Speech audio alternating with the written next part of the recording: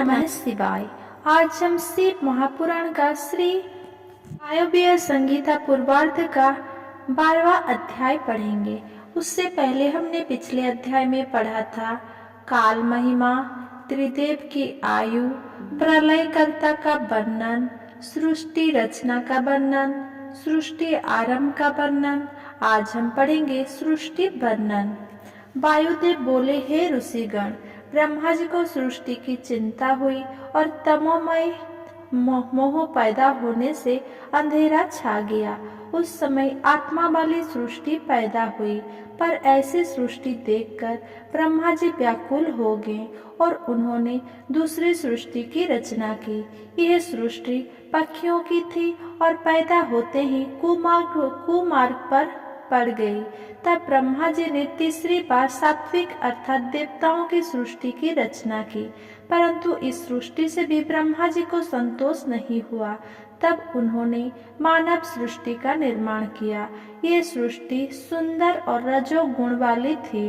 ब्रह्मा जी द्वारा रचित प्रथम सृष्टि महत, दूसरी भूत सृष्टि, तीसरी वैकारिक इंद्रिय प्राकृतिक सृष्टि कहलाई, चौथी सृष्टि मुख्य, पांचवी वक्र स्रोत, छठी ऊर्ध्व स्रोत से देव सृष्टि, सातवीं मानव सृष्टि, आठवीं सृष्टि अनुग्रह वाली, नौवीं कुमार सृष्टि कहलाई। सर्वप्रथम ब्रह्मा जी ने सनक सनंदन सनातन सनत कुमार तथा रुभु मानस पुत्र पैदा किए। ये सभी योग मार्गगामी कर दी हुए। इस प्रकार जब सृष्टि की वृद्धि ना हुई, तब दुखी होकर ब्रह्मा जी ने तपस्या करने आरंभ कर दिए, परंतु जब बहुत समय बीत जाने पर भी कोई फल ना मिला, तब ब्रह्मा जी क्रोधित हो गए। क्रोधाधिक्य के कारण उनकी आंखों में आंसू आ गए, जिससे भूत प्रेत पैदा होने लगे। ये सब देखकर दुखी ब्रह्मा जी ने देह त्याग दी। तब ब्रह्मा जी को प्रसन्न करने हेतु भगवान रुद्र उनके मुख से पैदा हुए। भगवान रुद्र ने अपने शरीर से 11 स्वरूप पैदा कर दिए और उन्हें प्रजा रचने की आज्ञा दी। यह सुनकर सभी रुद्र रोते हुए वहां से भागने लगे। तत्पश्चात महेश्वर ने ब्रह्मा जी को पुनर्जीवित कर दिया। ब्रह्मा जी ने रुद्र से प्रश्न पूछा कि आप कौन हैं?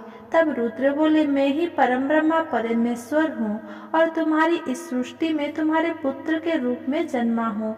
अब आप अपनी इस सृष्टि की रचना को पूर्ण कीजिए। ये सुनकर ब्रह्मा जी बहुत प्रसन्न हुए। वे शिव नामाष्टक का जाप करते हुए रुद्र की स्तुति करने लगे और प्रार्थना करने लगे कि सृष्टि निर्माण के कार्य में आप मेरे सहायक बने। जब रुद्रदेव ने अपनी सहमति दे दी, तब ब्रह्मा जी ने अपने मन में मरीचि आदि 12 पुत्र पैदा किए। इनमें देवताओं और क्रियात्मक महर्षियों के 12 वंश मिले। तत्पश्चात ब्रह्मा के मुख से देवता, गले से पितर, जांघों से दैत्य, गर्भ से मानव, उपस्थेंद्रिय से राक्षस पैदा हुए। ये निशाचर राक्षस बलवान थे। फिर यज्ञ, भूत और गंधर्व की उत्पत्ति हुई। ब्रह्मा जी की दोनों कांखों से पक्षी, बख्य से अन्य पक्षी, मुख से बकरी, पांव से घोड़े, हाथी, सलव, मूक, ऊंट, खच्चर, निवेले आदि ने जन्म लिया। ब्रह्मा जी के पूर्व मुख से गायत्री, दक्षिण मुख से यजुर्वेद, पश्चिम मुख से सामवेद, उत्तर मुख से अथर्ववेद की उत्पत्ति हुई। फिर देह द्वारा इनके अनेक भेद हो गए और ये अपने काम में लगे गए। सब अपने कर्मों के अनुसार जन्म मृत्यु के चक्र में पड़कर फल भोगने लगे। सभी प्राणियों के कर्मों के अनुसार उन्हें सुख दुख, धन, आय, व्यय, संपत्ति आदि की प्राप्ति होती है। युग एवं समय के अनुसार ही प्राणियों के युग, गुण, कर्म और स्वभाव होते हैं। 13वां अध्याय ब्रह्मा विष्णु की सृष्टि का वर्णन। ऋषि बोले, हे वायुदेव, सृष्टि का आरंभ होने पर पहले महेश्वर ब्रह्मा और विष्णु को उत्पन्न करते हैं, फिर अपनी लीला के अनुसार संसार की रचना करते हैं, फिर प्रलय आने पर सबका विनाश कर देते हैं। इस अनुसार तो महेश्वर ही सर्वशक्तिमान है, फिर वे ब्रह्मा जी के पुत्र किस प्रकार हो सकते हैं। मेघवाहन कल्प में श्रीहरि विष्णु ने मेघ रूप में 10,000 वर्ष तक पृथ्वी को धारण किए रखा। तब प्रसन्न होकर महेश्वर ने विष्णु जी को अव्यय शक्ति प्रदान की। यह देखकर ब्रह्मा जी के मन में ईर्ष्या उत्पन्न हो गई। उन्होंने विष्णु जी को वहां से भेज दिया और स्वयं भगवान महेश्वर की शरण में पहुंच गए। महेश्वर को प्रणाम करके उनकी स्तुति करने लगे और बोले, प्रभु, आपने ही अपने वाम अंग से विष्णु और दक्षिण अंग से मुझ ब्रह्मा को पैदा किया है। फिर हम दोनों शक्ति और सामर्थ्य में भिन्न क्यों है? क्या विष्णु मुझसे अधिक आपके भक्त है? भगवान, कृपा कर इस अंतर को दूर करें। ब्रह्मा जी की प्रार्थना और स्तुति से प्रसन्न होकर महेश्वर ने उन्हें विष्णु जी के समान शक्ति प्रदान कर दी। प्रसन्न होकर ब्रह्मा जी विष्णु जी के पास पहुँचे। उस समय विष्णु जी क्षीर सागर में योग निद्रा में शयन कर रहे थे। ब्रह्मा जी ने उन्हें योग निद्रा से जागने का बहुत प्रयत्न किया, परंतु वे ना जागे। तब क्रोधित होकर ब्रह्मा जी विष्णु जी की सरिया में चढ़कर उन्हें अपनी छाती से लगाने लगे। उसी समय विष्णु जी वहां से अंतर्ध्यान हो गए। तब लक्ष्मी जी को विष्णु जी कहीं ना दिखाई दिए तो वे भी अंतर्ध्यान हो गई। तब ब्रह्मा जी की भ्रुकुटिया के मध्य से विष्णु जी प्रकट हो गए और फिर उनमें द्वंद्व युद्ध होने लगा। ये सब भगवान शिव भी बिना प्रकट हुए देखने लगे, परंतु जब ब्रह्मा विष्णु का युद्ध किसी भी तरह समाप्त नहीं हुआ, तब वे उन दोनों के मध्य प्रकट हो गए। शिव जी की कृपा से उन दोनों के क्रोध का निवारण हो गया। 14 अध्याय रुद्र की उत्पत्ति। वायुदेव बोले, हे ऋषिगण, जब ब्रह्मा जी ने विभिन्न कल्पों में यह देखा कि मेरे द्वारा रचित इस सृष्टि का विकास नहीं हो रहा है, अर्थात वो बढ़ नहीं रही है, तब वे बहुत दुखी हुए। तब उनका दुख मिटाने के लिए महेश्वर की इच्छा से काल स्वरूप रुद्र भगवान ब्रह्मा के पुत्र के रूप में जन्मे। ब्रह्मा जी की प्रार्थना पर उन्होंने ब्रह्मा जी द्वारा रचित इस सृष्टि का विस्तार करना चाहा। ऐसा सोचकर रुद्रदेव ने अपनी जटाधारी स्वरूप जैसे अनेक रुद्र प्रकट कर दिए। वे संख्या में अधिक होने के कारण पूरे विश्व पर छा गए। वे सभी रूप में बहुत भयानक थे। इस भयानक स्वरूप वाले रुद्र का रूप देखकर ब्रह्मा जी बहुत चिंतित हो गए और हाथ जोड़कर महेश्वर से बोले, हे देवादिदेव, ये आप क्या कर रहे हैं? हमें भयानक सृष्टि की रचना नहीं करनी है, हमें तो साधारण प्रजा की रचना करनी है, जो पैदा होती रहे और मरती भी रहे।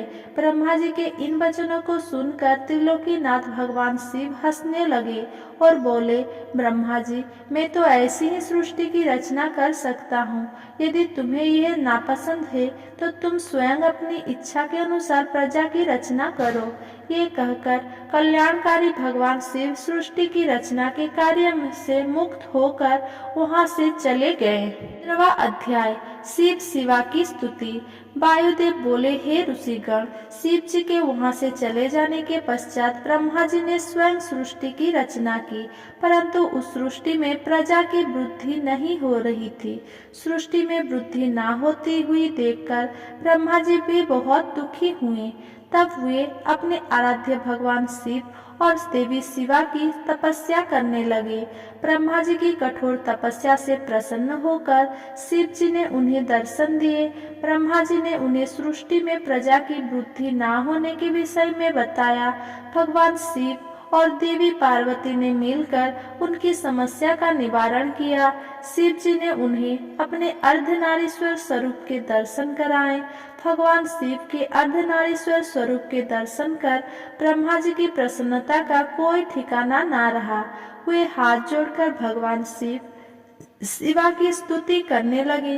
ब्रह्मा जी बोले, हे देवादिदेव भगवान शिव, हे जगदम्बा माँ पार्वती, आप अमोघ लीलाएं करने वाले हैं। आपका वैभव निराला है। मैं आपकी शरण में आया हूँ। कृपा कर मुझ दीन पर अपनी कृपा दृष्टि करे। इस प्रकार ब्रह्मा जी भगवान शिवा की अनेकों स्तोत्रों से स्तुति करने लगे। 16वां अध्याय, मैथुनी सृष्टि की उत्पत्ति।